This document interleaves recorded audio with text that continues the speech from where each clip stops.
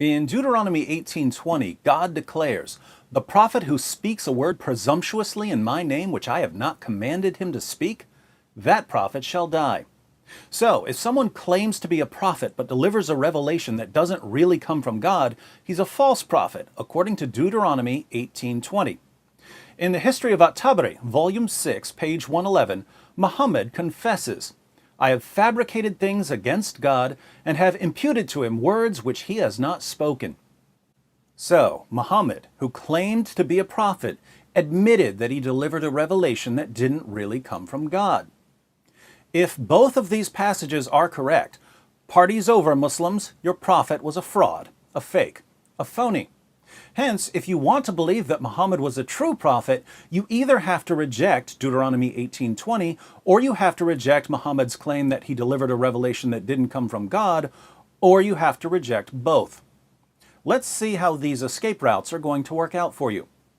We'll begin with Deuteronomy 18:20. The verse reads, "But the prophet who speaks a word presumptuously in my name, which I have not commanded him to speak, or which he speaks in the name of other gods, that prophet shall die." Here we have two ways of spotting a false prophet. If someone claims that a revelation comes from God, but it doesn't actually come from God, he's a false prophet. Or if he speaks in the name of other gods, he's a false prophet. Now, why should Muslims believe that delivering a false revelation and speaking in the name of other gods are signs of a false prophet? I can think of at least three reasons. First, these criteria seem intuitively obvious. It just makes sense to think that if a person promotes polytheism or says, "Here's a revelation that comes from God," and it's not from God, that person isn't a true prophet. If you want to reject these criteria, you have to say that a true prophet can promote polytheism or deliver revelations that don't really come from God, and that would seem like a pretty strange view. If even true prophets can speak in the name of other gods and deliver false revelations, how would we know when to believe them? Second, while many Muslims today believe that the Torah has been corrupted, the Quran and Muhammad consistently affirm the inspiration, preservation, and authority of the Torah. The Quran affirms the inspiration of the Torah in Surah 3, verses 3 to 4. "He, Allah, has revealed to you the book with truth, verifying that which is before it, and He revealed the Torah and the Gospel aforetime, a guidance for mankind, and He revealed the criterion." So Allah gave the Torah as a guidance for mankind. Contrary to charges of corruption, the Quran asserts that no one can change Allah's words. Surah 18, verse 27. "And recite what has been revealed to you of the book of your Lord. There is none who can alter his words, and you shall not find any refuge besides him." In Surah 5, verse 43, some Jews come to Muhammad to settle a dispute. Allah responds, "Why do they come to you for judgment, O Muhammad, when they have the Torah before them, wherein is the judgment of Allah?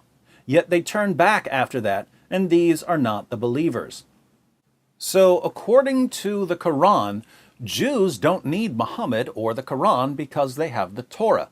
This makes no sense if the Torah was corrupted.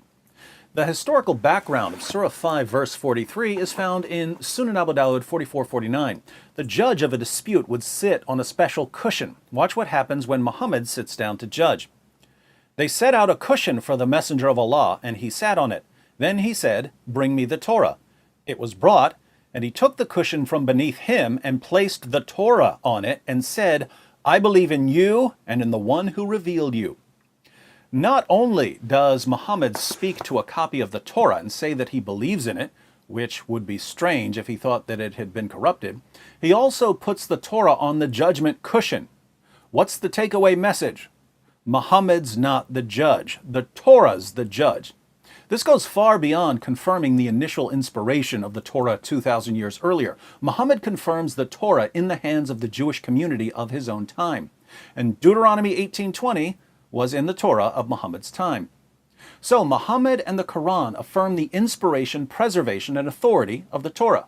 Muslims who reject Deuteronomy 18:20 are therefore rejecting Muhammad and the Quran. But it gets even better, because in Surah 7, verse 157, Allah claims, "Those who follow the messenger, the unlettered prophet, whom they find written down with them in the Torah and the Gospel, it is they who will prosper. Notice that according to this verse, Jews and Christians still have the Torah and the Gospel. Even more confirmation that the Torah hasn't been corrupted. But the verse also says that we find Muhammad mentioned in the Torah and the Gospel, and this has led nearly 14 centuries of Muslims to search for prophecies of Muhammad in the Torah and the Gospel. After nearly 14 centuries of searching, what's the most popular so-called prophecy of Muhammad in the Torah? A prophecy used by Zakir Naik and Shabir Ali and Jamal Badawi and Ahmed Deedat. It's the prophecy about the coming of a prophet like Moses, a prophecy found in, you guessed it, Deuteronomy 18. Deuteronomy 18 is the foundation of Islam's argument from biblical prophecy, used by Muslim apologists around the world to prove that Muhammad was a true prophet. The popular Brief Illustrated Guide to Understanding Islam uses Deuteronomy 18 as its primary evidence that the Bible predicts the coming of Muhammad. Author I.A. Ibrahim states, "The biblical prophecies on the advent of the Prophet Muhammad are evidence of the truth of Islam for people who believe in the Bible. In Deuteronomy 18, Moses stated that God told him, 'I will raise up for them a prophet like you from among their brothers. I will put my words in his mouth, and he will tell them everything I command him. If anyone does not listen to my words that the prophet speaks in my name, I myself will call him to account.'" Deuteronomy 18, 18-19. Now, if Muslim apologists around the world are quoting this passage to show that Muhammad was a prophet of God, they obviously regard it as inspired. And if they're granting the inspiration of Deuteronomy 18, verses 18 through 19, they obviously can't deny the very next verse, Deuteronomy 18, verse 20. So, from an Islamic perspective, Deuteronomy 18:20 is unassailable. And Deuteronomy 18:20 gives us two criteria for spotting a false prophet.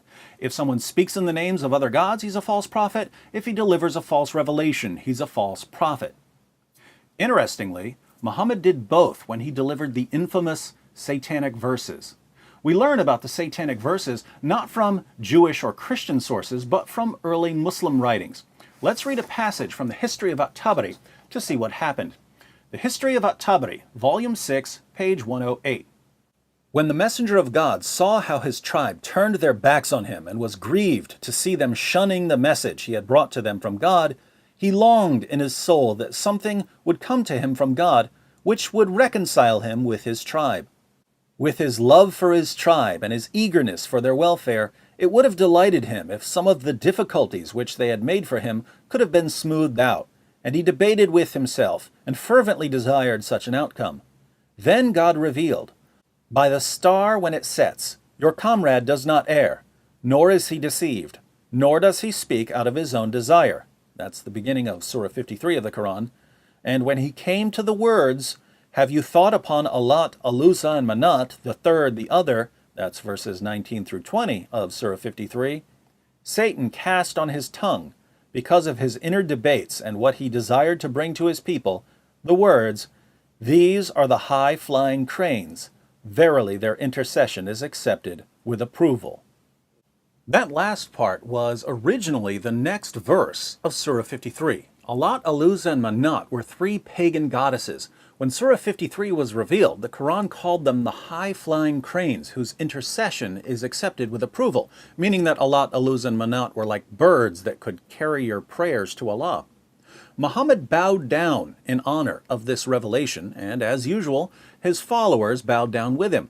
But the polytheists were so delighted that Muhammad had finally approved of their gods, they joined in and prostrated themselves because of the reference to their gods which they had heard, so that there was no one in the mosque, believer or unbeliever, who did not prostrate himself. So the pagans were bowing down in worship with Muhammad and his followers because Muhammad and the Quran had shown respect for their goddesses. But Muhammad's friendly relations with the polytheists didn't last long. He soon learned that his verses praising pagan goddesses didn't come from Allah, they came from Satan. Gabriel visited Muhammad and said, "Muhammad, what have you done? You have recited to the people that which I did not bring to you from God, and you have said that which was not said to you." This is the angel Gabriel telling Muhammad that he delivered a revelation that didn't come from God. Saddened to recognize his treachery against Allah, Muhammad lamented, "I have fabricated things against God and have imputed to him words which he has not spoken." So both Gabriel and Muhammad plainly state that Muhammad meets the criteria of a false prophet in Deuteronomy 18:20. Muhammad remained grief-stricken and anxious until the revelation of the verse, "Never did we send a messenger or a prophet before you," to the words, "God is knower, wise." Let's read the entire verse to see how Allah comforted Muhammad after Muhammad humiliated himself by advocating shirk. The verse reads, "Never did we send a messenger or a prophet before you, but when he recited the revelation or narrated or spoke, Satan threw some falsehood in it. But Allah abolishes that which Satan throws in. Then Allah establishes his revelations, and Allah is all-knower, all-wise." So Allah tells Muhammad, don't feel bad about delivering a revelation from the devil. All of Allah's messengers deliver a revelation from the devil from time to time. But don't worry about it because Allah eventually cleans up the mess. The next verse explains why Allah allows Satan to trick and deceive his messengers. That he, Allah, may make what is thrown in by Satan a trial for those in whose hearts is a disease and whose hearts are hardened. Are you getting this? Allah lets Satan deliver false revelations through Allah's true prophets in order to test people. Notice that we're not just talking about a story from later Muslim sources. Quran verses were revealed in response to the satanic verses. And yet most Muslims claim that Muhammad never delivered the satanic verses and that the story was made up. The problem is that there are tons of sources reporting various versions of this story. I have 37 Muslim sources reporting the satanic verses affair, and these sources can be traced back to some very important early Muslims. Of the 37 sources we have for this story, 6 go back to Ka'b al-Kharazi, one of Islam's greatest early Quran scholars. 5 go back to Urwa ibn al-Zubair, an early Meccan scholar who's known as the founder of the study of the life of Muhammad. He was also Aisha's nephew, Abu Bakr's grandson, and the son of Abu Bakr's daughter Asma. 2 go back to Abu Bakr ibn Abdul Rahman ibn al-Harith, one of the top scholars in Islamic law during the 1st century. 5 go back to Abu al-Aliya al-Basri, another of the greatest Quran scholars of the 1st century. He studied the Quran with Caliph Umar, Ubay ibn Ka'b, Zayd ibn Thabit, and Ibn Abbas. 2 go back to al-Sudi, another early scholar who studied with Ibn Abbas. 1 comes from the tafsir of Muhammad ibn al-Sa'ib al-Kalbi, an early commentator who composed the longest tafsir that had been written up until his time. 4 reports go back to Qatada ibn Diama, one of Islam's greatest early commentators. 1 goes back to al-Dahak ibn Muzahim al-Balki, a 1st century expert in tafsir. 1 goes back to Ikramah, a slave of Ibn Abbas and an expert on the life of Muhammad. We have 6 reports that go back to Ibn Abbas himself, the founder of Quran studies, and we have several that go back to Sa'id ibn Jubair, one of the leading Quran scholars of his time and one of the top students of Ibn Abbas. Some of Ibn Abbas's narratives go through Sa'id ibn Jubair. So this story is all over the early Muslim community. How did so many Muslim scholars get this completely wrong? As a general rule, if you're going to make up stories about your prophet, you're going to make up positive stories. You're going to make up stories about him performing miracles or something. You're not going to make up stories about him delivering revelations from the devil. Here, some Muslim who's desperate to defend Muhammad will say, but Muslims didn't make up the story, Jews made up the story. And we can only reply, seriously? That's your explanation? Some Jews made up a story about Muhammad delivering a revelation from the devil, and Muslims believed it and put it in dozens of early sources? Do you really not understand what the early Muslim community would have done to Jews who were making up stories about Muhammad delivering revelations from Satan? The only way Muslim historians would have recorded such an embarrassing story is that they knew it was true and couldn't deny it. And we can see how embarrassing it was to Muslims because as time goes on, the story gets watered down more and more. The earliest versions of the story say that Muhammad delivered the satanic verses. Later versions say that Satan simply imitated Muhammad's voice so that people thought Muhammad delivered the satanic verses. So Muslims were embarrassed by the story, but the earliest writers just couldn't avoid it. By the time we get to the major hadith collections, centuries after Muhammad, Muslims were actively removing embarrassing material from their records. What's interesting is that even the hadith compilers kept parts of the story that they liked while ignoring the part about Muhammad delivering revelations from Satan. For instance, in Sahih al-Bukhari 4862, we read, narrated Ibn Abbas, the Prophet performed a prostration when he finished reciting Surat an-Najm, Surah 53, which contained the satanic verses when Muhammad revealed it, and all the Muslims and al-Mushrikun, polytheists, pagans, idolaters, and disbelievers in the oneness of Allah and in His Messenger Muhammad, and jinn, and human beings prostrated along with him. Wow, why would pagans and idolaters bow down when Muhammad finished reciting a surah? Bukhari adds a heading suggesting it's because Surah 53 concludes with a verse that says, so fall you down in prostration to Allah and worship Him alone. Alone isn't in the Arabic. But why would pagans and idolaters who rejected Muhammad bow down in response to a Quranic verse telling them to bow down? It doesn't make sense. They didn't believe in Muhammad's revelations. So why did they bow down? Well, we know from Muslim sources that came long before Bukhari exactly why they bowed down. They bowed down because Muhammad showed reverence for their gods. They bowed down in honor of Muhammad promoting polytheism. Later, he changed it so that it affirms monotheism. Bukhari likes the part about the pagans and idolaters bowing down when they heard the Quran, but he doesn't like the part about why they bowed down. So he keeps the part he likes and rejects the part he doesn't like. This is exactly what Muslims do today. History is like a buffet to many Muslims. If you like something, you take it. If you don't like something, you leave it. Think about this. Muhammad delivers a surah promoting polytheism. Then he changes it so that it only promotes monotheism. Then Muslim historians record what happened. Then later Muslim historians water down the story. Then still later Muslim historians erase the story. And Muslims today insist that the story is just a lie, and they condemn the early Muslims who recorded it because they knew it was true. Islam is the supreme example of how not to do history. For those of us who actually want to know what happened, the story of the satanic verses is as strong as history gets when it comes to the life of Muhammad. If Muhammad's followers could invent something like this and deceive the entire early Muslim community, how can we trust anything they say about Muhammad? If his followers would invent stories that make him look bad and hurt his credibility, they obviously wouldn't have any problem inventing more positive stories. In other words, if you're going to throw the early Muslim community under the bus, that's the same community that gives us everything we know about Muhammad. And it's the same community that was protecting the Quran. If they were a bunch of liars, there goes Islam. So, based on Muslim sources, we know that the Prophet of Islam, on at least one occasion, delivered a message that didn't come from God. We also know that Muhammad, on at least one occasion, spoke in the names of false gods. Putting this together with the criteria for recognizing false prophets in Deuteronomy 18:20, we have the following syllogisms, which I call the Deuteronomy deductions. First syllogism.